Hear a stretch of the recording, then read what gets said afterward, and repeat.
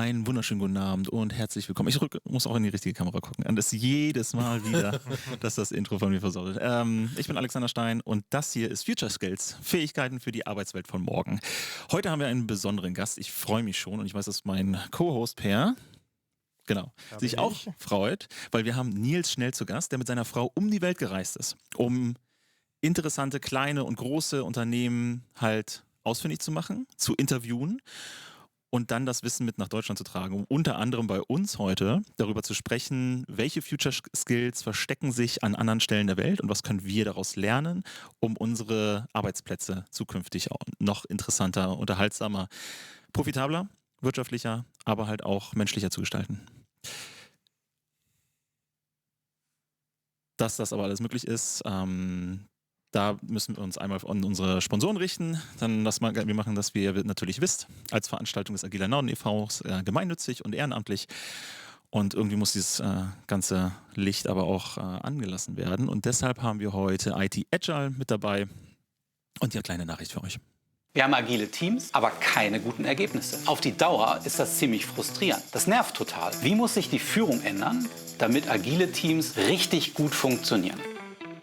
Delegation in die Teams führt zu mehr Autonomie. Damit die Autonomie funktioniert, setzen Sie Leitplanken. Und mit richtigen Leitplanken können Sie eigenständiges Handeln in den Teams fördern. In unseren Management 3.0 Schulungen lernen Sie moderne Führung. So richtig. So richtig.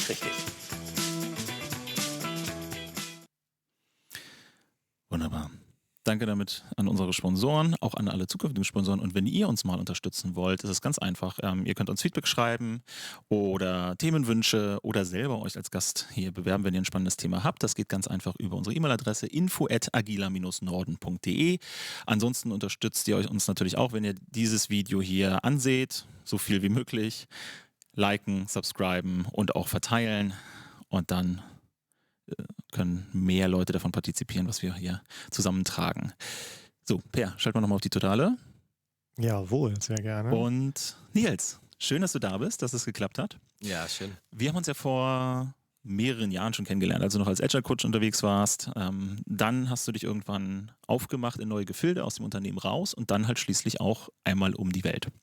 Darüber wollen wir gleich reden. Erstmal ganz kurz, wie du da hingekommen bist eigentlich. Was ist dein Background und wie, in kurzen Schritten, wie bist du zu New Work gekommen? Ich bin Erziehungswissenschaftler auf Diplom und habe den Schwerpunkt Erwachsenenweiterbildung studiert und dementsprechend mich schon immer damit beschäftigt, wie Erwachsene eigentlich lernen, wie sie Wissen teilen, wie sie Wissen quasi gut aufnehmen können. Und für mich war es irgendwie ein logischer Weg, mit diesem Wissen dann auch in ein cooles, hippes Unternehmen zu gehen und hatte das große Glück, damals bei Jimdo in Hamburg starten zu können, nachdem ich schon eine kleine Weile selbstständig war. Und so vom Werdegang würde ich sagen, in meinem Bereich eher untypisch, weil die meisten Menschen eher in die soziale Arbeit etc. gehen. Und für mich war aber klar, ich will mit erwachsenen Menschen zusammenarbeiten, die richtig Bock darauf haben, großen sich Kinder. weiterzubilden. Die großen Kinder, genau. Die aber eben wirklich Bock haben. Da hatte ich irgendwie Lust drauf. Und ja, so kam es dazu, dass ich dann eben mit Zusatzqualifikation als Coach, Moderator etc. In der Weiterbildungsbranche beziehungsweise auch in der Beratung gelandet bin. Und das Thema New Work hat mich vom ersten Mal hören sofort interessiert, weil ich fest daran glaube, dass wir die Arbeit sinnvoller gestalten müssen. Und plötzlich gab es da einfach auch irgendwie einen Kontext, eine Rahmung, die sehr gut zu dem passte, was ich schon auch in meinem Kopf hatte. Und da passte der New Work-Ansatz damals ja noch nicht als Blase, als Bubble, sondern Ja, einfach da so müssen wir wahrscheinlich auch aufkommend. kurz drüber reden. Ja. Passte da einfach super zu und freue mich sehr auch mit Anna zusammen, also meiner Frau, dass wir diesen Ansatz einfach auch in Deutschland mit prägen dürfen und durch unsere globale Reise einfach auch neue Einblicke mit reinbringen. Für alle, die mit dem Begriff nicht viel anfangen können und jetzt aus Neugierde eingeschaltet haben, oder wie du es ja schon angesprochen hast, es gibt ja auch so ein paar Seitenbewegungen und auch eine öffentliche Darstellung mittlerweile, was New Work bedeutet. Für viele ist New Work ja 4-Tage-Woche und die Diskussion darum, aber es ist ja noch was anderes. Kannst du kurz zusammenfassen, was ist New Work für dich? Genau, New Work ist ja ein freiheitsphilosophischer Denkansatz von Frithjof Bergmann, der den Ansatz nicht für irgendwelche hippen IT-Unternehmen damals erarbeitet hat, sondern ja wirklich für Menschen, die in Fließbandarbeit sind, für die Automobilindustrie, die groß geschwächelt hat in den USA damals. Das heißt, dieser Ansatz ist eigentlich super bodenständig und fokussiert sich sehr stark darauf, was wir wirklich, wirklich wollen. So Mhm. hat Friedrich Bergmann das selber ja auch immer formuliert. Und diese Frage mit dem wirklich, wirklich wollen, also auch mit dieser Doppelung, meinte er, ist was, was sich die meisten Menschen nie stellen, sondern sie überlegen einfach immer nur, was will ich eigentlich jetzt gerade? Und dieses wirklich, wirklich soll tiefer gehen. Und das hat mich sofort daran interessiert. Und eben die heutige Diskussion, da geht es häufig eben um Kickertisch, Bio-Obst, Vier-Tage-Woche, all diese Themen, die grundsätzlich ja auch gut sind, aber die nicht so dieses Fundament haben, um das es eigentlich geht. Da hast du es genau schon angesprochen, sonst hätte ich es gerade reingebracht. Es geht halt bei New Work explizit nicht nur um den Kicker und den Obstkorb oder vielleicht jetzt halt um die hippe Vier-Tage-Woche und das hin und her, sondern es geht um mehr. Und ich finde, ein Zitat habe ich mir mitgenommen von Friedrich Bergmann, dass wir, umschrieben, dass wir mit mehr Energie nach der Arbeit nach Hause gehen, als wir morgens angefangen haben. Ja. Und das finde ich auch persönlich eine sehr schöne Idee. Und dort braucht man halt dann auch zukünftig andere Skills und Fähigkeiten, um in so einem Arbeitsumfeld und mit solchen Arbeitsmethoden halt klarzukommen. Darüber wollen wir heute reden. Genau. Ja, freue ich mich drauf. Sehr schön. Hast du direkt eine Frage zu zu New Work noch oder wollen wir direkt reinschauen? Weil mir juckt es unter den Fingern. Ich will was von der Reise Gerne hören. sofort rein. Auf Sehr jeden geil. Fall. Genau, Per, kannst du einmal kurz die Karte einblenden? Auf jeden Fall. Und dann würde ich einmal kurz durchgehen, wo seid ihr? Ihr seid in Hamburg gestartet. Genau. Du, deine Frau und du. Wie lief es dann ab? Also was habt ihr logistisch gemacht? Wie lange war es? Was waren eure Stationen? Also wie ihr auf der Karte ja sehen könnt, es gibt 3 große Etappen, die wir gemacht haben. 2 vor Corona, eine nach Corona. Wir sind 2018 gestartet und sind 2023 im Dezember wieder angekommen. Das heißt, innerhalb so von 5 Jahren waren wir insgesamt gute 3 Jahre unterwegs. Und wir sind damals gestartet von Hamburg in den Balkan, um dann vom Balkan aus weiter Richtung Asien zu reisen, in die Stan-Länder, Kirgisistan, Kasachstan, in die wunderschöne Mongolei, in dieses atemberaubend krasse China, was man natürlich auch sehr kontrovers diskutieren muss, bis weiter dann über Bali, wo wir einen Monat lang uns eingeschlossen haben und ein Buch geschrieben haben, während andere an den Strand gehen, weil es eben purpose-driven war, also eben New Work, eigentlich sozusagen, wie man es leben kann, und sind dann bis nach Sydney gekommen und dann Stück für Stück über die Emirate, den Mittleren Osten wieder zurück nach Hamburg. Und die zweite Runde sollte dann komplett einmal quasi Einblicke in den afrikanischen Kontinent geben. Wir waren in Westafrika, so Ghana, Nigeria, waren in Ostafrika mit zum Beispiel Ruanda, Uganda, Kenia und wollten dann noch nach Südafrika und waren vorher in Namibia und sind da tatsächlich stecken geblieben, weil dann Corona kam. Und, Okay, also nicht physisch mit dem Auto im Sand, sondern... Nee, also auch in der Standard, Namib-Wüste sind wir auch einmal stecken geblieben, aber zum Glück wieder rausgekommen. Genau, aber sind auf einer Guestfarm tatsächlich hängen geblieben. Ganz klassisch geführt und hatten das große Glück, dass wir uns mit denen gut verstanden haben und die gesagt haben, okay, wir nehmen euch auf, wir machen Barter-Deal. Halbtags arbeitet ihr quasi auf der Guestfarm. Ne, Anna ist plötzlich irgendwie Bügelfee geworden. Ich war Barmann oder habe irgendwie eine Tonne Heu bei 35 Grad von A nach B geschleppt. Und die andere Zeit haben wir quasi ganz normal mit Movomind Coachings, Beratung etc. gemacht von da. Und sind irgendwann dann wieder nach Hause gekommen zum Glück mit der deutschen Bundesregierung und haben dann Corona hier ausgehalten, noch ein Buch geschrieben und die letzte Tour ging dann 2022 wieder los und da sind wir dann einmal komplett Amerikas quasi hoch.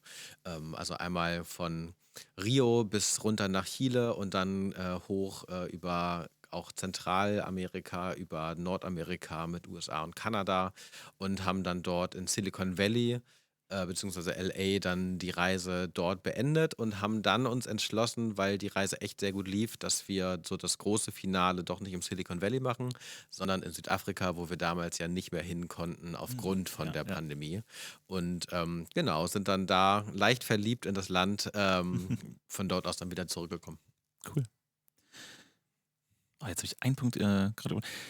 Der fällt mir wahrscheinlich gleich wieder ein. Erstmal, gab es ein Land, in das ihr noch gerne gereist wärt, was ihr aber nicht geschafft habt, weil ihr vielleicht kein passendes Unternehmen dort gefunden habt oder weil es irgendwie andere Restriktionen gab? Gab es tatsächlich häufiger. Die Restriktionen waren eigentlich nie, dass wir kein Unternehmen gefunden haben, was wir spannend fanden, sondern es war entweder, dass es zeitlich nicht drin war, im Sinne von, wir müssen Abstriche machen bei Mhm. so vielen Ländern auf dieser Erde, oder dass es visatechnisch zu kompliziert war. Mhm. Das waren so die beiden Gründe, warum wir irgendwo nicht hingereist sind. Aber es gab so viele Länder, wo wir sehr, sehr gerne noch hingewollt wären. Also auch so Neuseeland zum Beispiel oder Venezuela in Südamerika. Aber dann haben wir einfach gemerkt, so, es sind doch zu viele Länder und mit den 55 Ländern, wo wir jetzt letztendlich waren, sind wir insgesamt natürlich super zufrieden für so einen Gesamtüberblick global. Wohl wissend, dass es aber auch immer noch nur ein Ausschnitt ist von Mhm. dem, was es an Ländern auf Ja, der klar. Welt gibt. Und genau, da bleiben ja noch ein paar Sachen übrig, vielleicht fürs nächste Buch dann auch. Da einmal ganz kurz, magst du einmal für die Leute da draußen sagen, wie heißt euer Buch und wo kann man es am besten beziehen? Also wir haben 2 Bücher geschrieben. Das erste sind die New Work Hacks. Das ist einfach ein Methodenbuch rund um New Work, agile Methoden, also alles, was die Zusammenarbeit besser macht. Das andere Buch, da geht es um die Reise. Das Buch heißt Die Modern Work Tour, eine Weltreise in die Zukunft unserer Arbeit. Beim Gabal Verlag erschienen und die Bücher kriegt man überall, wo es Bücher gibt. Ja, beim üblichen Verleger. Und im Zweifelsfall auch bei dem großen A und so weiter. Eine Sache wollte ich noch kurz aufgreifen, bevor wir nochmal auf die Reise zurückkommen. Und zwar, das, weil du schön gesagt hast, ihr habt dann das Buch geschrieben, ne, euch ins Zimmer gesetzt, anstatt am Strand, so wie man das so häufig so, dieses Bild auch, ne? Wir haben jetzt gerade darüber gesprochen, das falsche Bild, das viele von New Work haben, ne? Und das gehört da für mich auch rein. Es geht am Ende bei New Work auch um Arbeiten. Es geht darum, um Geld verdienen, um wirtschaftlich sein, um was zu schaffen, aber halt unter Bedingungen, die für alle beteiligt, nicht nur für die Inhaberinnen dann interessant sind. Genau, und das ist auch häufig das, was missverstanden wird, ne? Dass man mit New Work dann irgendwie weniger arbeitet oder ganz entspannt arbeitet. Ja, so Hippie-Shit, ne? Genau, ich würde behaupten, seitdem wir sozusagen diesen New Work-Ansatz wirklich irgendwie leben und atmen, arbeiten wir eher mehr als weniger, was aber vor allem damit zu tun hat, dass wir einfach viel sinngetriebener arbeiten und ne, das kennt ihr vielleicht auch, wenn man wirklich das Gefühl hat, ich mache gerade was gut ist, was echten Mehrwert bringt, dann ist Arbeit nicht mehr so schwer Genau. und man hat auch einfach viel mehr Ausdauer dabei, weil man eben das tut, was man tun will. Deswegen ist New Work, würde ich sagen, bei den Menschen, die es wirklich leben, bei den Unternehmen, die es wirklich leben, bedeutet das nicht weniger Arbeit, sondern manchmal vielleicht sogar mehr und wenn nicht mehr, dann zumindest einfach mit einer anderen Fokussierung. Mhm. Ne, es macht halt auch diese Last erträglicher, weil ich weiß, warum ich es tue, wofür ich es will. Ich kann meine Motivation, ich kann meinen ganzen biochemischen Haushalt da reinschmeißen. Genau. Und es wirkt auch nicht so anstrengend auf den Körper wie andere Sachen. Ne? Halbe Stunde Excel-Tabelle oder halt Steine schleppen, wo ich nicht weiß, was damit dann nachher gebaut wird. Genau. So, und da bringt mich, vielleicht geht das schon ein bisschen zu weit weg, aber wir kommen dann gleich wieder auf den roten Faden zurück. Aber eine Sache, die mir da in den Kopf schießt, ist, das bedeutet ja auch, dass wir einen Future Skill da drin haben, der nicht nur für die Arbeitswelt gestaltenden Personen da sind, sondern die daran teilhaben, ArbeitnehmerInnen, und zwar auch ein Stück weit herauszufinden, was für sie selber Bedeutung hat. Absolut. Und ich glaube, das ist ein Punkt, der extrem unterschätzt wird, also die Wichtigkeit dessen. Wir haben ein Beispiel aus Australien, Stephen von Nomos, und der hat sich statt als die CEO-Rolle zu agieren, hat er aus der CPO-Rolle, nämlich Chief Purpose Officer-Rolle, Witzig. heraus einfach seine Rolle komplett geändert, weil er gesagt hat, ich will dafür da sein, dass die Mitarbeitenden bei mir die Möglichkeit haben, genau herauszufinden, was sie bei uns eigentlich machen wollen, weil ich daran glaube, dass sie dann den meisten Impact haben und am zufriedensten sein werden. Und das fanden wir ziemlich stark, einfach das so rum zu denken. Das heißt eben, anstatt eben einfach vor allen Dingen zu delegieren und zu managen, war er plötzlich einfach dafür da, tiefe Gespräche mit den Menschen über den Sinn der Arbeit zu sprechen und sie ganz konkret auch in solchen Purpose-Challenge-Formaten ganz konkret auch herauszufordern, sich einfach noch tiefer damit zu beschäftigen, damit sie noch mehr so an ihren eigenen Kern rankommen. Und das ist was, das finde ich ganz wunderbar und ich glaube, da können viele Unternehmen von sich eine kleine Scheibe von abschneiden. Ja, geil. Okay, lass uns mal ein Stück weit diese Reise so in den Grenzbereichen einfassen, weil wir haben nur eine Stunde Zeit ungefähr. Ja. Darum müssen wir gucken, wo wir reinkommen. Aber was waren denn so die Extrempunkte? Und ich fange mal da an. Was hat euch ein Unternehmen besonders überrascht? In welcher Richtung auch immer. Ja, gute Frage. Also wir waren ja so bei über 260 Unternehmen. Das heißt, mein Hirn ist gerade so, piu.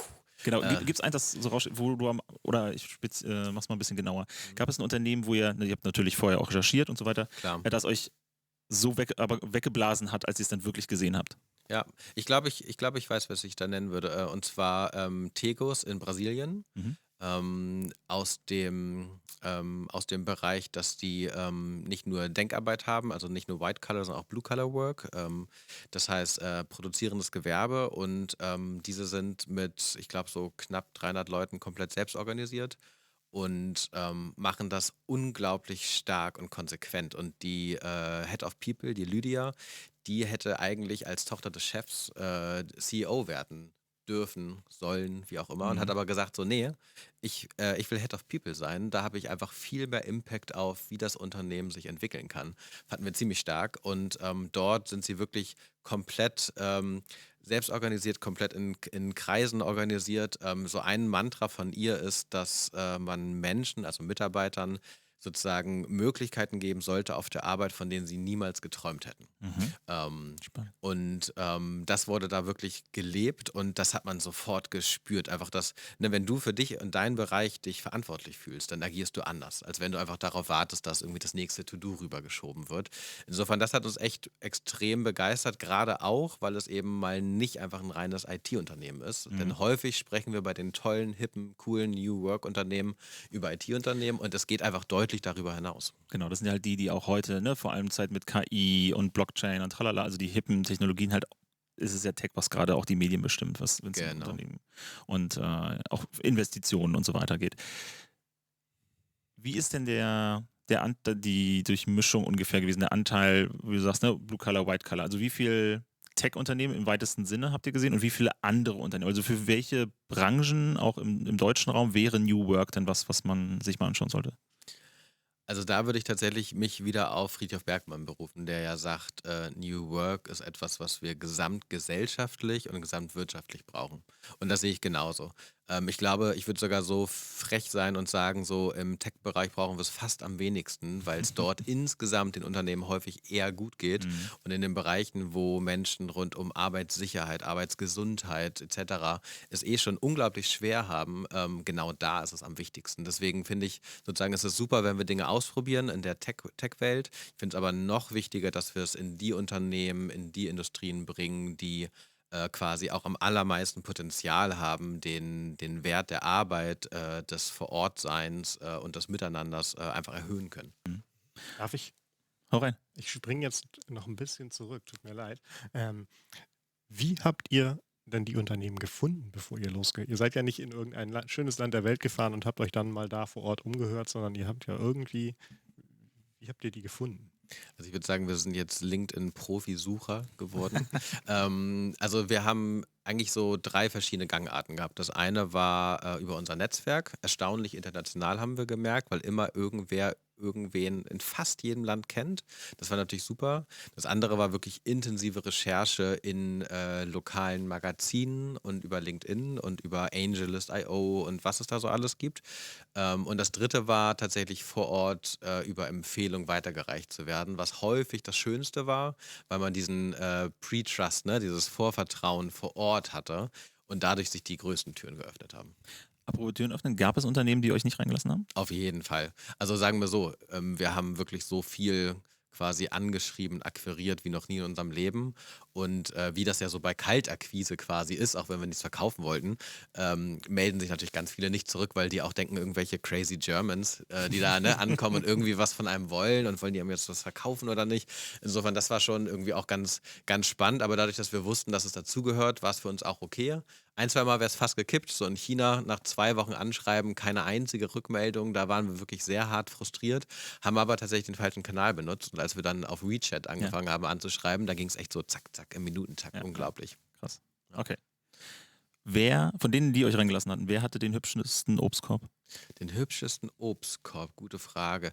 Ich glaube, das war Workshop 17 in Südafrika, in Johannesburg und Kapstadt. Das waren einfach sehr stylische Spaces für etwas besser betuchte Menschen. Mhm. Das heißt, der Obstkorb sah da ganz wunderbar aus und die Kaffeebar war extrem gut ausgestattet. Mhm. Also ist es denn trotz aller Klischees ein wichtiger Faktor? Also hatten alle diese neumodischen Unternehmen, haben die Kicker und Obstkorb oder ist das ein Mythos? Also ich würde sagen, global gesehen ist es auf jeden Fall ein Mythos. Also wir haben vor allen Dingen zum Beispiel in Afrika und auch in Zentralamerika gesehen, dass die Offices sehr häufig sehr simpel eingerichtet sind und der Fokus vor allen Dingen auf das Miteinander arbeiten liegt und nicht auf irgendwie fancy Offices, sondern da wird das Geld eben auch eher investiert für gutes Miteinander arbeiten.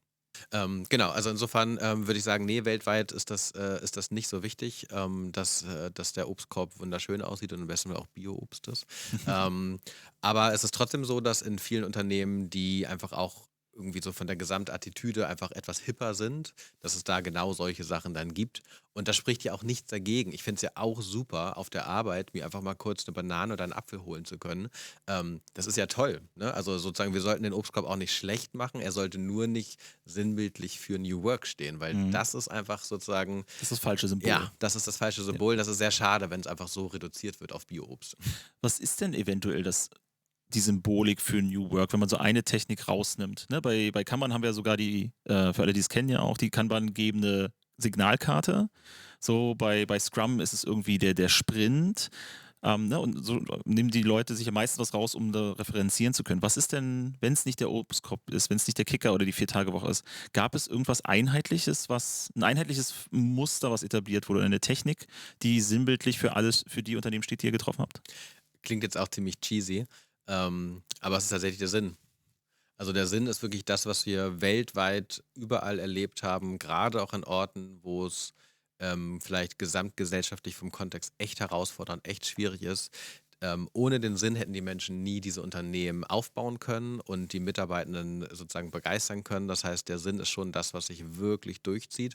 Und das fanden wir in vielen Kontexten auch wirklich sehr beeindruckend, weil es eben auch da wieder nicht so oberflächlich der Sinn, so für so, ne, ich finde eine bessere Welt, Punkt, sondern es ganz häufig darum ging, lokal einen wirklichen Mehrwert zu schaffen. Wir haben viele Unternehmen getroffen, die hätten super auch in die USA, nach Deutschland, wo auch immer auswandern können, haben sich ganz bewusst dagegen entschieden, weil sie gesagt haben, hier vor Ort haben wir ein wirkliches Potenzial, Mehrwert zu schaffen.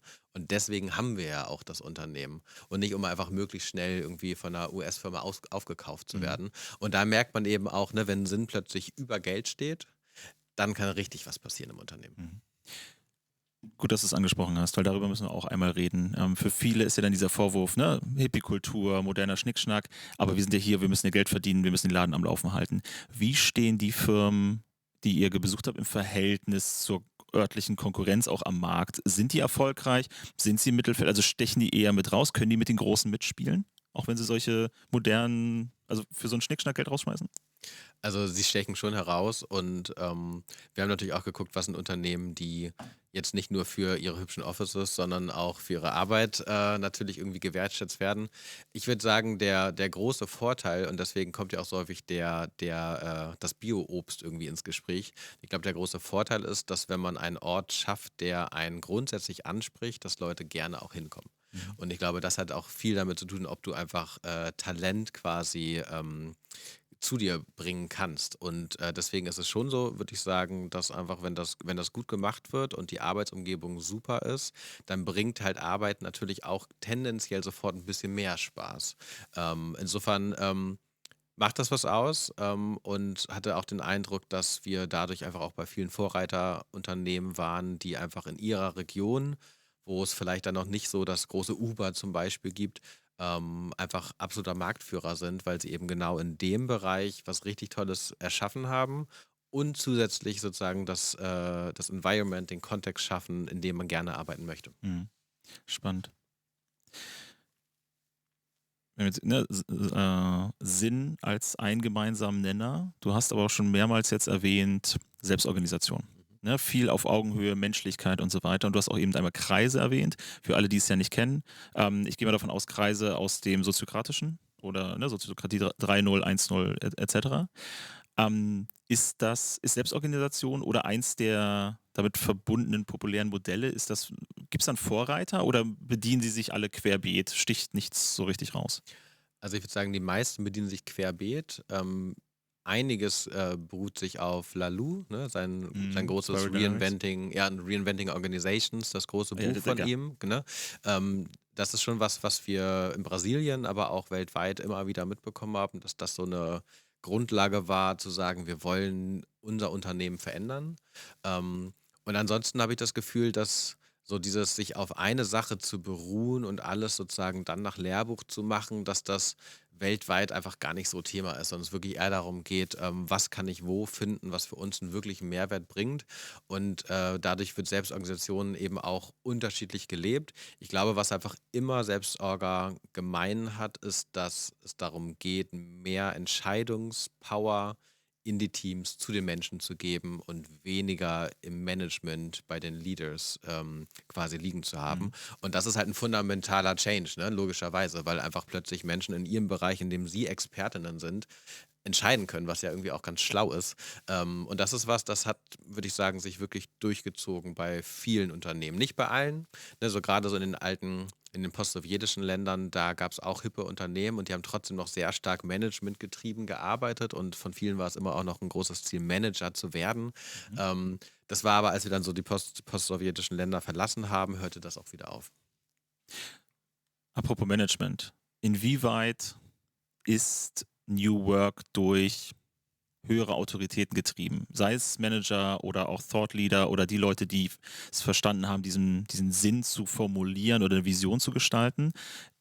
Oder ist das eine Sache, die ich tatsächlich auch als Graswurzelbewegung aus dem Inneren heraus mit allen Beteiligten, also auf jeder Ebene gestalten kann? Also wir haben beides erlebt. Ich habe den Eindruck, dass die Graswurzelinitiativen immer genau dann richtig sind, wenn das Management, das Top-Management selber noch nicht so dahinter steht oder es noch nicht so verstanden hat oder Unsicherheiten hat, dann braucht es immer die Graswurzeln und die können wirklich Großes bewirken. Deutlich schneller, würde ich behaupten, in meiner Erfahrung ist es, wenn das Management begeistert davon ist und selber sich ein Stück weit überflüssig machen möchte. Das ist natürlich der Traum eines jeden Unternehmens. Das haben wir auch viel erlebt. Zum Beispiel eben, ne, der Steven, der CEO von Nomos, der eben gesagt hat, ich werde Chief Purpose Officer, mache mich ein bisschen überflüssig und werde einfach eher zum Begleiter als eben zum Manager des Unternehmens. Und genau das sind die Tendenzen, die wir immer wieder gesehen haben. Und eben diese Augenhöhe, diese natürliche Hierarchie auch ermöglichen im Unternehmen. Ich glaube, ne, so, und das geht vielleicht auch in die Richtung, wie du gefragt hast. Ich glaube, sozusagen, alle Menschen können zum Leader für bessere Arbeitswelten werden, wenn sie auch diese natürliche Anerkennung bekommen. Ne, wenn ich die nicht bekomme, dann kann ich mich abstrampeln, die besten Ideen haben, aber wenn keiner darauf quasi, keiner einsteigt, keiner darauf eingeht, dann laufe ich damit eben gegen Wände und verschlossene Türen. Das heißt, ohne die natürliche Hierarchie, das ist ja auch, was Lalou immer sagt, wird es einfach sehr schwierig, weil ich eben nicht die Anerkennung, weil ich nicht die Anerkennung bekomme, die ich brauche, um damit auch erfolgreich weitermachen zu können. Okay, ne? Also wir brauchen Hierarchien, das auf jeden Fall, wir können es nicht komplett rauslösen, aber sie müssen das natürliche Vorbild eher abbilden als unsere üblichen Business-Hierarchien, die wir halt Genau. häufig noch sehen, die typischen Pyramidenstrukturen und wo auch ne, sehr verkalkte Situationen herrschen, wo man für 10 Jahre in der gleichen Position bleibt. Genau. Und das nie, ich will ja nicht mal sagen, angegriffen wird, aber halt auch ein bisschen gechallenged wird, ne, ob man sich nicht weiter oder umentwickeln sollte. Wo du jetzt schon mal ein, zwei Namen erwähnt hast, glaube ich, viele sitzen wahrscheinlich auch vor den Empfangsgeräten und denken sich, ja, okay, das sind ja so ne, kleine lokale Dinge und dann haben die da 10 Leute in Afrika oder 20 in Brasilien sitzen. Über welche Größenordnung sprechen wir dann von Unternehmen, die ihr besucht habt und was sind denn so wohl bekannte Namen darunter? Also so die Unternehmensgröße, würde ich sagen, ist so von wirklich 5 Personen kleines Start-up bis zu so 350.000 Mitarbeitende.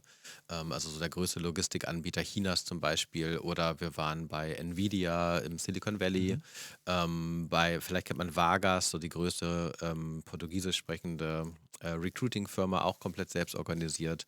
Wir waren bei Globant, die sind auch weltweit vertreten und ziemlich groß. Wir waren auch bei ein, zwei Beratungsfirmen, zum Beispiel bei PwC.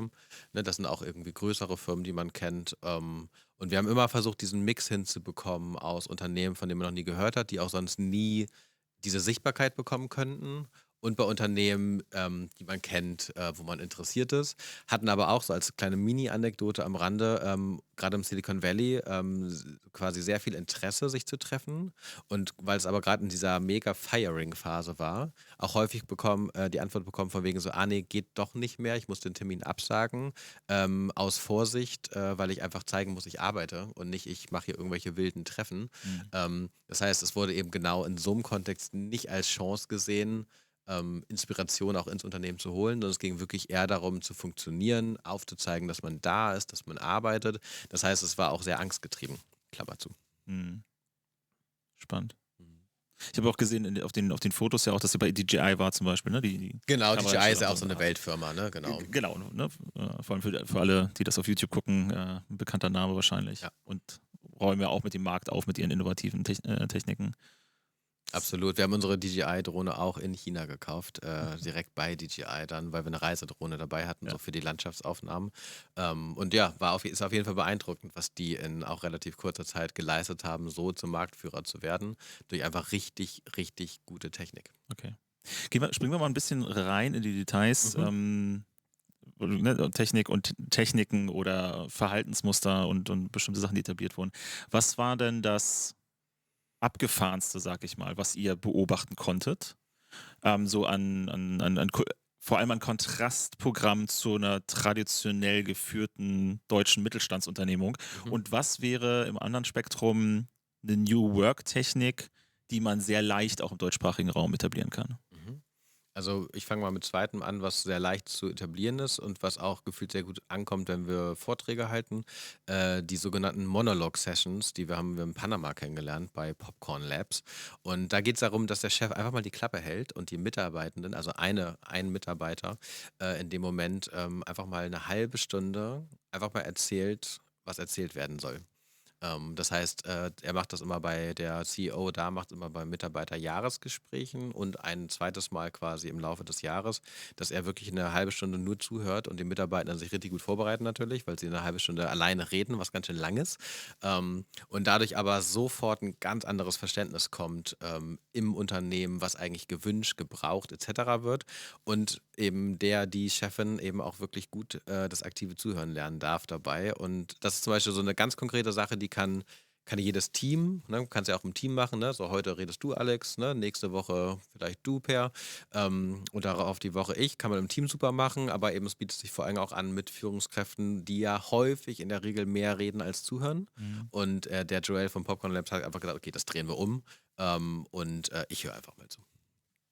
Das erinnert mich an und jetzt muss ich lügen. Ich glaube, es war bei Vogue, Chanel, irgendwas im Modebereich, die auch die Grundsatzregel haben, die ersten 100 Tage als Manager darfst du nicht reden im Meeting. Fand ich auch großartig. Finde ich Nur auch stark. zuhören, erstmal reinkommen Ja. und das Ganze erstmal mitbekommen. Ja, genau. Insofern, all die Sachen, die sozusagen das Bewusstsein schärfen, finde ich halt immer total spannend, weil wir häufig einfach in einem Trott sind. Ne? Wenn ich neu ins Unternehmen komme als Manager, dann mache ich es wahrscheinlich so, wie ich es halt vorher auch gemacht habe, anstatt erstmal zu gucken, ne, welche Kultur ist hier, wie reden die Leute miteinander, etc. Erstmal die Wahrnehmung sensibilisieren. Du hast ja noch nach was Abgefahrenem gefragt. Abgefahren fand ich zum Beispiel bei dem B-Corporation, welches wir in Chile getroffen haben, die Brillen herstellen aus vor allem alten Fischernetzen etc., weil es so eine Fischereiregion ist dort.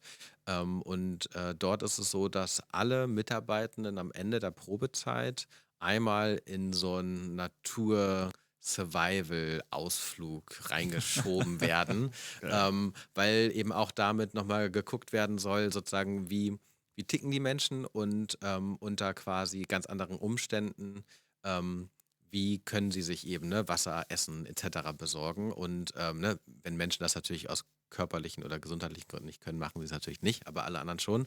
Und was ich daran ganz stark finde, ist dass die Menschen einfach eine Erfahrung machen, die leider heutzutage viele Menschen nicht mehr machen, nämlich wirklich einfach mal in der Natur sein, ne? Ohne gesellschaftliches Drumherum. Und das andere, was ich da sehr spannend fand, weil es ja ein B-Corp ist, die einfach wirklich Gutes tun, Karün heißen die übrigens, dass damit auch nochmal geguckt wird, sozusagen, wollen die eben einfach nur im hippen Unternehmen arbeiten oder sozusagen sind sie wirklich naturverbunden. Und also ein bisschen mutig finde ich das schon, das zu tun. Ab und zu geht auch mal jemand, weil er da nicht mitmachen möchte, aber so grundsätzlich ist es schon einfach so ein Alleinstellungsmerkmal bei denen. Und ja, finde ich super. Also passt gut zur Firma und ist eben einfach mal was ganz anderes. Ja. Und da sind wir bei einer Sache, die ich auch häufiger im New Work-Kontext sehe, ist Ritualisierung auch. Ne? Und zwar, also dass man eine unternehmenskulturell spezifische Ritualisierung hat durch so ein bestimmtes Event, durch einen bestimmten Ablauf und nicht nur den 0815 Onboarding-Kram und dann hast du halt einen Buddy, okay, sondern wirklich was Sinnhaftes, was halt damit auch verbunden ist, warum wir dieses Unternehmen haben und um die Leute auch ein Stück weit rauszufiltern oder ihnen die Möglichkeit zu geben, selber zu erkennen, ist wahrscheinlich doch nicht ein Arbeitsplatz, wo ich sein sollte. Genau. Ja. Ist ja auch so ein Signal im Sinne von, wir machen es hier anders, ne? Also, Ja. Genau. Und was wir halt auch gelernt haben, und ich finde auch, das ist wieder im New Work-Kontext wichtig, anders ist super, wenn es Sinn macht. Ne? Nur anders zu machen, weil es anders ist, macht keinen Sinn. Ja. Und wird auch häufig gefühlt einfach in Deutschland so ein bisschen vergessen. So dieses, ne, new is always better, ja. Aber nur wenn es eben auch einen Mehrwert bringt und nicht einfach nur anders ist. Mhm. Und vor allem in Bezug auf Deutschland fand ich sehr schön, was du gesagt hast mit dem in der Natur sein und wahrnehmen und nicht immer sofort rein. Ne? Weil wenn wir über Arbeitskultur reden, ich glaube im Chinesischen gibt es dieses Sprichwort in der Kindererziehung. Ne? Du hast 2 Ohren, 2 Augen und 2 Nasenlöcher, einen Mund. Nutze sie entsprechend. Mhm. So, ne? Also mehr hören, mehr sehen. Ja. Als du tatsächlich dann beiträgst. So, und in Deutschland sind wir sehr schnell in die Sätze rein und ich habe die Lösung, also packe ich sie auf den Tisch, anstatt erstmal auch zuzuhören, also vor allem den anderen auch zuzuhören. Ja, und Das eben ist- wirklich die Sinne alle wahrzunehmen. Ne? Also ich arbeite ja auch viel mit diesem Farcock-Modell, ne? Einfach, wo alle Sinne einfach einmal drin vorkommen. Und es ist immer wieder in den Coachings unglaublich zu sehen, dass viele Menschen eben noch nie in einer Situation mal reingefühlt haben, was macht der Körper eigentlich in so einem Moment. Ne? Wenn ich völlig gestresst bin, ne, sind sie einfach nur im Kopf. Und fangen eben viele an, einfach viel zu reden, anstatt einfach mal kurz innezuhalten, reinzuspüren, ne? So eine Selbstklärung zu machen, um dann auch ganz anders in den Selbstausdruck gehen zu können. Und dafür brauchst du halt diesen Moment des Zurücktretens und für mich auch einer der wichtigsten Future Skills, einfach da in diese Reflexion gehen zu können, nicht in die Grübelei. Ne? Wir unterscheiden immer zwischen Grübeln, was einfach so Schleifen sind, wo nichts passiert, wo man sich danach schlechter fühlt. Sogar eine Abwärtsspirale. Genau, Abwärtsspirale im Regelfall oder eben Reflexion, wo tatsächlich eine Neuerkenntnis kommen kann. Ich würde einmal noch kurz zurückspringen, den hohen Anteil an IT-Unternehmen unter den Neuarbeitenden, weil es der Branche ja auch sehr gut geht, innovationsgetrieben. Es wird ja auch erwartet, dass sie was Außergewöhnliches machen. Inwieweit spielen solche Themen wie agile Entwicklung in die New Work-Charakter rein? Es ist nicht das Gleiche, definitiv nicht. Auch das ist ja ein Mythos, dass das immer mit zusammengesetzt wird. Aber wie ist das Zusammenspiel im Tech-Bereich? Also ich würde sagen, im Tech-Bereich kann ich es mir gar nicht so richtig vorstellen, dass es nicht gemeinsam gelebt wird, weil für mich bedeutet gerade jetzt so das iterative Arbeiten immer auch mich mit dem Sinn des Fortschritts, der Veränderung der Arbeit auseinanderzusetzen. Deswegen gehört für mich, also man könnte auch sagen, New Work gehört irgendwie zu Agile dazu, so würde ich es wahrscheinlich fast eher beschreiben als andersrum. Einfach deshalb, weil ich fest daran glaube, dass wir in einer Zeit leben, wo nicht iteratives Arbeiten einfach nicht mehr funktioniert. Ja. Gerade bei größeren Sachen.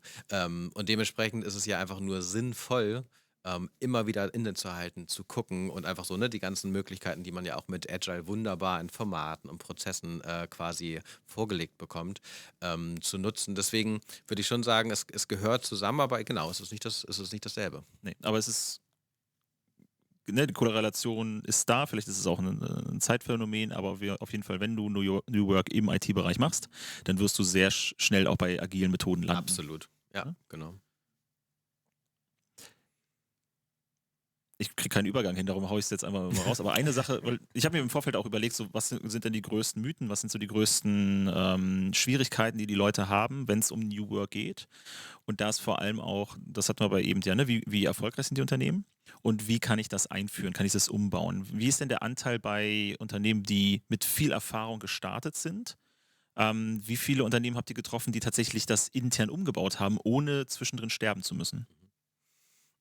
Ich glaube, wenn ich jetzt so zurückdenke auf die Unternehmen, die wir so getroffen haben, wo das grundsätzlich drauf zutrifft, hing es immer auch ganz stark damit zusammen, ob es einfach weiter von der Person mitgetrieben wurde, die am Anfang die Idee hatte.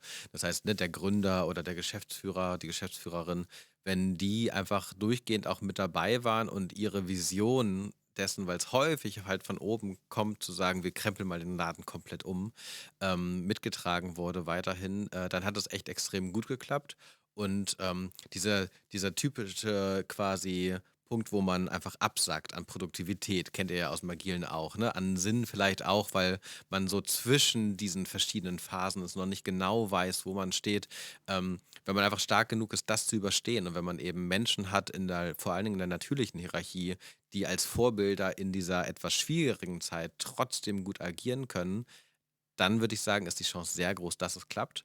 Wenn man aber einknickt, weil es Probleme gibt, und das ist ja auch was ich in Deutschland häufiger schon erlebt habe, dass das Unternehmen Dinge dann anders machen will, New Workiger, agiler, wie auch immer, und dann aber eben quasi es plötzlich schwieriger wird, weil doch ein bisschen Chaos kommt, weil eben nicht mehr der Manager sagt, du machst Es das, gibt das eine Team macht das. Übergangsphase, ne? Ist ja normal. Genau. Und ich glaube eben, ne, das Wissen darum, dass Übergangsphasen wehtun, hilft extrem. Und aber eben auch, dass die Menschen, die inspirieren in den Übergangsphasen, eben ihre Worte oder ihren Ausdruck nicht verlieren.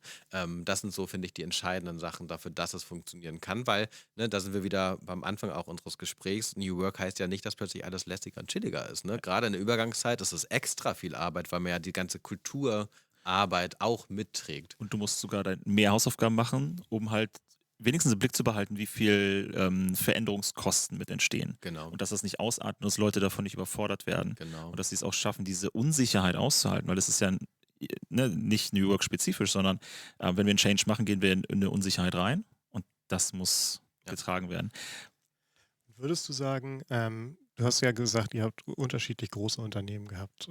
Würdest du sagen, dass die Übergangsphase für größere Unternehmen herausfordernder ist, weil sie vielleicht länger durchhalten müssen oder weil das System, in dem sie, das sie darstellen, einfach noch ein bisschen komplexer ist? Oder hast du da gar keine Korrelation, die ich jetzt mal naiv annehme, gesehen? Doch, würde ich sagen, habe ich gesehen. Und ich würde sagen, gerade bei den größeren Unternehmen ist es tatsächlich noch wichtiger, dass es deutlich geplanter und organisierter funktioniert. Bei kleinen Unternehmen, da kann man einfach super gut auch mit anpacken. Man kann eben mal kurz an alle eine Nachricht schicken oder ne, eine Videonachricht sprechen, dann weiß man wieder Bescheid etc. Bei großen Unternehmen braucht es viel mehr Strukturen. Denn zum Beispiel mit das größte Unternehmen, was wir getroffen haben in China, den Dienstleister rund um eben Paketdienst, also das Amazon quasi von China. Da ist es so, dass die so eine ganze Agile-Liga quasi gegründet haben, um einfach in möglichst viele Bereiche des Unternehmens innerhalb relativ kurzer Zeit gut ausgebildete Agilisten quasi einführen zu können. Ne, das bedeutet, da braucht es eine ganz andere Struktur, damit es überhaupt eine Chance hat, sich im Unternehmen zu verteilen. Ich glaube, das ist die große Herausforderung, wenn du groß bist und da brauchst du echt einen Plan und das fühlt sich manchmal auch vielleicht ein bisschen unsexy an, ne, das in so eine Struktur zu packen, aber ich glaube, es geht halt gar nicht anders, weil du kannst die Menschen sonst nicht erreichen. Du brauchst eine Grundlage, du musst Ja. irgendwas Greifbares bieten. Dahingehend meine nächste Frage: Wie viele haben das aus einer laissez-faire Situation heraus gemacht und bei wie viel war die Einführung oder Etablierung von New Work-Techniken eigentlich eine Nahtoderfahrung? Du hast schon gesprochen, Führungswechsel Mhm. und die Tochter sagt dann, nee, will ich nicht, außer wir machen es so. Und das wäre das Ende bedeutet, oder ne? Mm, Also wir haben das schon erlebt, dass es auch aus Situationen heraus entstanden ist, wo es dem Unternehmen wirklich schwer ging und nicht eine gute Ausgangssituation war, gerade so auch in Lateinamerika, in der Post-Covid-Situation, weil es einfach viele Länder sehr hart getroffen hat und einfach die Wirtschaft sehr schnell extrem den Bach runtergegangen ist, also auch gar kein Vergleich zu dem, was wir hier erlebt haben. Und da war es wirklich aus der Not geboren, dass dann zum Beispiel ein Gründer in Kolumbien gesagt hat, ähm, es ist die einzige Chance zu überleben ist, dass wir uns gerade radikal verändern, obwohl es der schlechtmögliche Zeitpunkt ist und hat zum Beispiel kompletten Unternehmen quasi komplette Transparenz für alles eingeführt, dass alle wussten, worum steht es im Unternehmen wie, wo kann wer eigentlich wie mitwirken und sozusagen die Gesamtkommunikation sich über Nacht verändert hat, weil er alles offengelegt hat und mit dieser großen Sorge, dass natürlich die Leute wegrennen, weil sie Angst haben und lieber versuchen, was Sichereres zu finden, war es tatsächlich so, dass dadurch, dass die Leute plötzlich Bescheid wussten, eine Wissensgrundlage hatten sie halt auch die Möglichkeit zu überlegen, wo packe ich denn jetzt an? Ne, das heißt, eine Transformation ging plötzlich viel schneller, weil einfach alles offen war. Und das fand ich ein super Beispiel dafür, dass wir eben in Krisenzeiten, wenn es gerade schwieriger ist und wir merken, wir müssen uns verändern, dass wir möglichst wenig hinter geschlossenen Türen machen und möglichst viele Türen aufmachen, damit die Menschen informierte Entscheidungen treffen können. Ne, weil ansonsten hält man die Menschen ja bewusst irgendwie so ein bisschen dumm und wundert sich aber, dass sie nicht so richtig mitziehen. Und das ist ein Paradoxon, ne? Das funktioniert nicht. Das heißt, es geht immer darum, den Menschen so viel wie möglich Wissen zu geben, wohl wissend, dass es für manche Menschen im Unternehmen immer bedeutet, dass sie eben angstgetrieben nicht mehr handlungsfähig sind. Aber das hättest du sowieso. Ja, und Das dafür gibt es heißt, auch Mittel. genau, das heißt, es geht vor allem um die ganzen Menschen, die einfach merken, okay, jetzt packe ich an, weil jetzt geht es um was. Können wir das auch als Future Skill zusammenfassen, diese Transparenz, die du aufbauen musst? Weil das sehe ich als großen Kontrast zu vielen traditionellen Ansätzen, vor allem aus der typischen Managementlehre, wo ich die Leute nicht dumm, aber naiv halte, ne, damit sie fokussiert bleiben können, wo ich ihnen nur sage, was sie zu tun haben, nicht oder wie sie es zu tun, aber nicht das Warum dahinter und solche Geschichten. Ja, ich würde auch sagen, auf jeden Fall, weil also ohne Transparenz hat man nicht die Möglichkeit, als mitarbeitende Person zu wissen, wo ich meine Zeit am besten reinstecke. Mhm. Das ist ja auch eine der, eingangs hast du gesagt, das, was du überall gesehen hast, ist Sinn, ne, steht über allem. Aber das andere, was du gesagt hast, war ja, überall die Entscheidungen werden mehr bei den Experten in den Teams getroffen und die Genau. Entscheidung kannst du ja nur informiert. Also ist ja eine Grundvoraussetzung, dass du informiert bist, sonst triffst du im Zweifel sehr viel falsche Entscheidungen oder traust dich nicht entscheiden. Genau, zu treffen. und die anderen können auch nicht darauf vertrauen, dass du eine ordentliche Entscheidung Ja, getroffen genau. hast. Ja. Ja. Apropos Vertrauen und Sicherheit, geht New Work deiner Erfahrung nach in Unternehmen, die öffentlich gehandelt werden? Oder braucht es dazu eine private Hand, die das aushalten kann, wenn es um Geldgeber, Sponsoren, Investoren geht? Ja, ist eine große, also eine gute Frage, eine große Frage.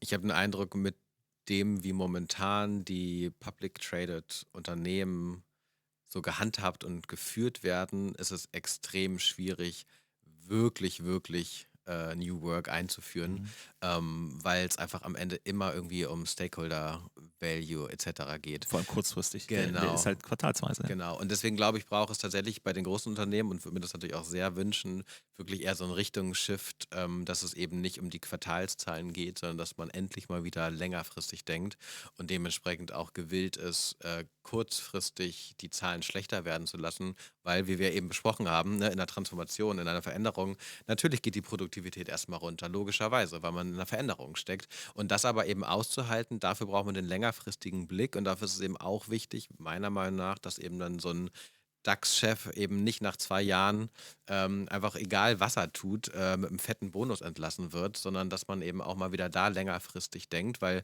nur wenn ich längerfristig interessiert bin, ein Unternehmen zu gestalten, stecke ich auch die Kraft rein, die es wirklich braucht. Incentivierung dahinter. Ansonsten denke ich einfach nur kurzfristig und dann geht es natürlich nur um Gewinne.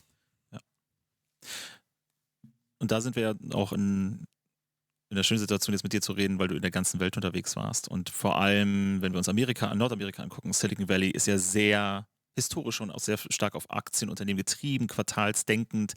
Gibt es Länder auf der Welt, Kulturräume, Arbeitskulturen,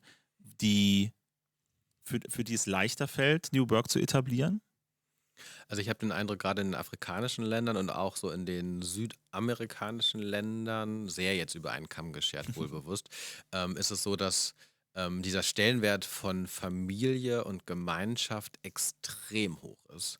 Und ich finde, so wie ich das wahrgenommen habe, das verändert auch tatsächlich, wie man im Unternehmen agiert, weil wenn Familie an erster Stelle kommt bei Menschen und nicht hinten angestellt wird, weil ich muss halt noch die Präsi für den Job fertig machen etc. Ich kann leider nicht meine Kinder vom Sport abholen, was auch immer. Dann hat man sofort einen Shift. Deswegen ist mein Eindruck in diesen Regionen, dadurch, dass eben etwas anderes über allem steht, verändert sich auch die Wichtigkeit im Unternehmen dadurch. Und das fand ich total beeindruckend zu Eine sehen. höhere Autorität als der Genau. Investor. Und das ist ein spannender Punkt, vor allem wenn wir darüber reden, das Ganze hier im deutschsprachigen Raum zu machen. Deutschland sticht ja auch in Europa arbeitskulturell sehr stark raus, weil wir ein Land von kleinen und mittelständischen Unternehmen sind, aber vor allem von Familienunternehmen. Ja. Es ist ja eigentlich eher gegen die Arbeitsnatur, jetzt mal ganz plakativ gesprochen, dass wir quartalsweise oder in 4-Jahreszyklen denken, wie es halt dann von internationaler Globalisierung aufgezwungen wird, mehr oder weniger, sondern dass wir wirklich darüber denken, ich möchte ein Business erschaffen, wo noch meine Enkel drin arbeiten können. Genau, diese Enkelfähigkeit ist auch tatsächlich was wir in Deutschland zum Glück ein bisschen mehr hören und aber auch weltweit einfach viel gehört haben, gerade natürlich auch in Ländern, die einfach jetzt schon viel mehr vom Klimawandel betroffen sind. Ne? Natürlich denkt man da über Enkelfähigkeit nach, weil man es einfach schon spürt, ne? Mit Überschwemmungen in Uganda etc. Mein Eindruck ist gerade in Deutschland bei den Mittelständlern und wir arbeiten ja auch mit unserer Firma vor allen Dingen mit dem Mittelstand zusammen, Ich habe auch den Eindruck, dass man da mit am meisten bewirken kann. Deswegen mögen wir das so gerne. Ich habe den Eindruck, dass jetzt gerade so dieser Generationswechsel, der ja in unglaublich vielen Mittelstandsunternehmen einfach jetzt in den nächsten Jahren passieren wird, dass das ist ein richtig spannendes Momentum, was wir gerade haben. Ne? Dass die Menschen, die das aufgebaut haben, die echt so die ganzen Hidden Champions aufgebaut haben, wenn die in den Ruhestand gehen und im besten Fall, würde ich sagen, es familiär weitergeführt wird, sowohl mutig genug zu sein, eben in Erneuerung zu gehen und Dinge anders zu machen und trotzdem auch mutig genug zu sein, das, was einfach das Unternehmen so lange getragen hat, eben auch aufrecht zu erhalten. Das heißt, für die Menschen, die danach kommen und hoffentlich in großer Anzahl das Familienunternehmen weiterführen möchten, für die wird das eine richtig spannende Phase, die sich vielleicht manchmal nach Zerreißen anfühlt, aber im besten Fall eigentlich so, dass das Wichtige aus beiden Welten, ne? Der Fortschritt und aber auch sozusagen das Halten irgendwie gut kombiniert werden Genau, kann. du brauchst ja immer bei einer Transition auch den Aspekt der Tradition. Mhm. Ja, und klar, die einen denken an die Enkel, aber die Enkel denken natürlich auch an die Großeltern, die das aufgebaut haben und möchten dieser Historie auch auch alle respektieren. Ja. Ansonsten kommt mir nur der Gedanke, natürlich sind Afrika und Südamerika da ein Stück weit vor uns, weil das Obst für den Obstkorb wächst ja direkt vor der Haustür. Das haben wir halt nicht. Keiner Ach so, keiner ist mag nur das. Äpfel und So Birnen. einfach. Jetzt wissen wir es. Und im Winter halt Krautsalat. Richtig. Ich habe gerade Krautsalat im Kühlschrank stehen. Sehr lecker. Ist auch super, völlig unterschätzt. Sollte mehr in die deutschen Firmen gestellt werden. Ja, genau. So ein Krautsalatkorb. Das wäre doch super. Ja, jeder kriegt so einen Aber Kohlkopf. so ein Steckrübeneintopf wirkt halt Mit so Bockwurst. eine Obstbox, so Ja. ein Obstkorb ist schon ansehnlicher. Ja, das stimmt allerdings. Wieder ein bisschen traditionelle deutsche Küche. Sehr schön. Genau, kurzer Schwenk, wir sind jetzt zeitlich auch langsam, dass wir so in die Endphase gehen. Und deshalb wollen wir nochmal kurz den Fokus auf dich, deine Frau und euer Unternehmen. Du hast ja schon gesagt, ihr beratet ja auch. Was sind denn Techniken, die du dir mitgenommen hast als Future Skills, um sie bei euch zu implementieren oder auch für dich persönlich?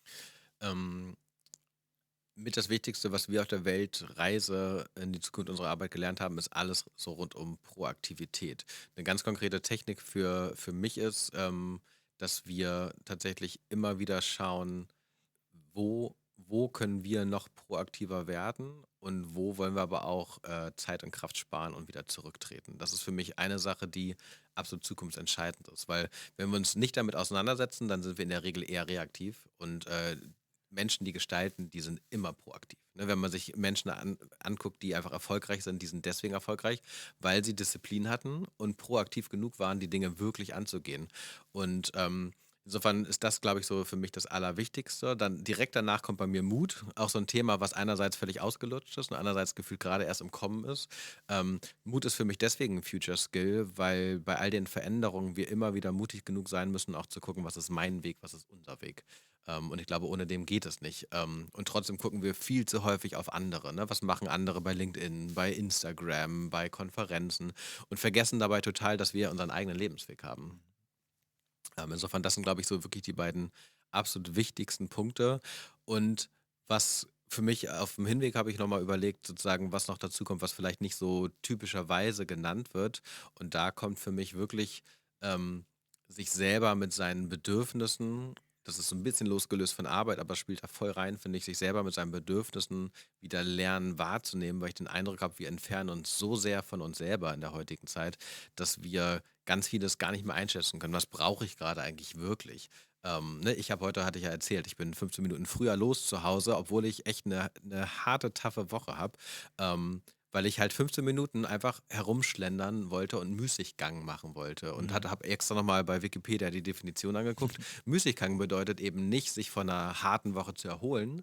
Müßiggang bedeutet eben in dem bestimmten Moment, sich einfach die Zeit zu nehmen, nichts zu tun. Ja. Und das ist ja was, bei mir zumindest, dort entstehen die besten Ideen. Egal wo, ne, die Buchidee für die New Work Hacks im Müßiggang entstanden. Ne? Der Modern Work Award, den wir jetzt ausrichten, in der Muße entstanden. Das bedeutet, dieses wirklich sich erlauben, zurückzutreten, die Zeit nicht am Handy zu verbringen, sondern auf uns zu fokussieren und auszuhalten, dass gerade nicht so viel drumherum passiert. Ich glaube, das ist so elementar wichtig für die Zukunft. Wie du es ja auch gesagt hast, ne? Sich nochmal zu verinnerlichen, was brauche ich eigentlich, was ist mein Bedürfnis und das in dem Moment einfließen zu lassen, anstatt das dann auf später zu schieben oder Genau. abzutrennen.